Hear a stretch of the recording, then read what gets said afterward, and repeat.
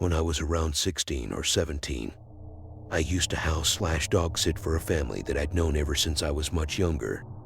The family consisted of a couple, their 3-year-old kid, and their 2 German Shepherd dogs. They would go on vacation twice every year, and each time would ask me to watch both the dogs in-house itself. The house they owned was actually really nice. It was huge, so much so that it seems like every time I house sit for them, I would find another section of the house I had never even known existed.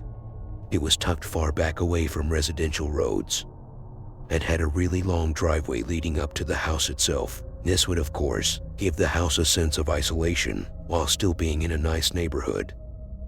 It was December, and I was once again asked to watch the house.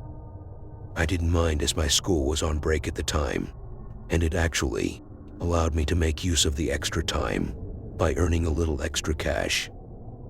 Everything began as usual. I got the mail, fed the dogs, and played with them for a little bit while watching movies in the house's living room.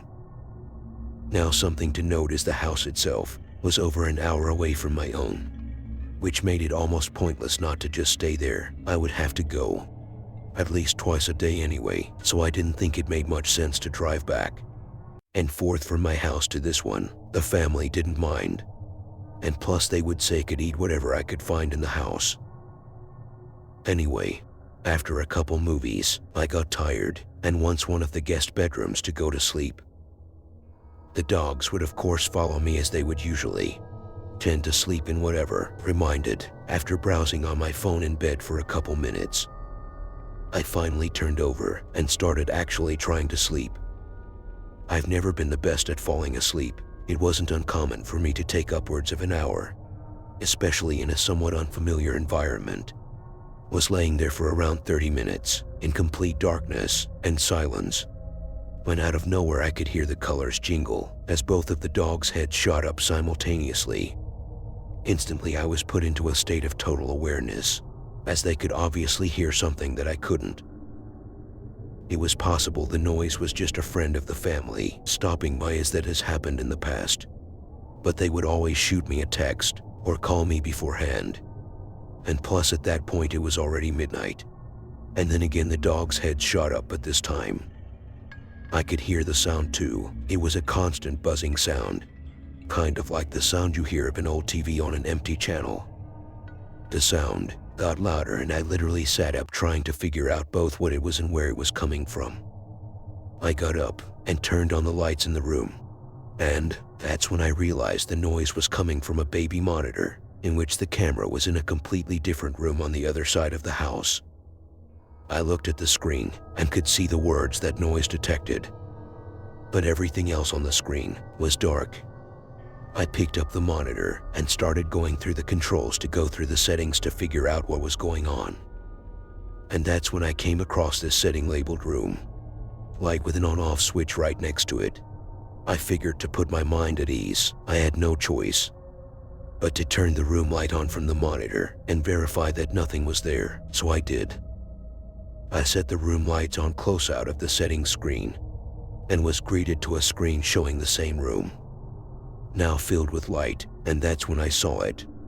Crouched down in the corner of the room, behind the crib, was what looked like to be a man in a dark hoodie.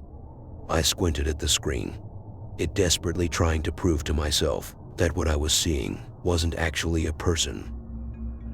But when in reaction to the light, the figure got up and sprinted out of the room is when the reality of the situation truly started to set in.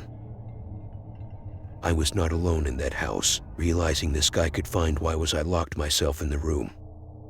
I was staying in all the while the dogs were now barking like crazy. Thinking quick, I would grab my stuff, open the window to the bedroom, and foreign sprint towards my car.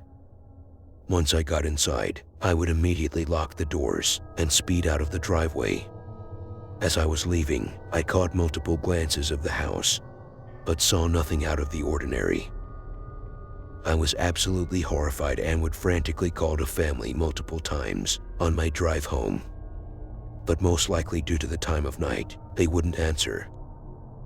So I decided once I got home I would leave them a text explaining everything that had happened. The family was scheduled to come back the next afternoon anyway, so I figured it wasn't my problem to worry about anymore. Later the next day, I would receive a text back from the family, show me compassion for what I've experienced. But ultimately they would say when they arrived back to the house, absolutely nothing was out of the ordinary, other than the dogs still being locked in the guest room. If I'm being honest, I don't think they believe me whatsoever. But I know what I saw that night. I've never felt such a deep electric sense of imminent danger like I did when looking at that baby monitor screen. When the family asked me back a few months later, though I really could have used the money, I would politely decline the offer.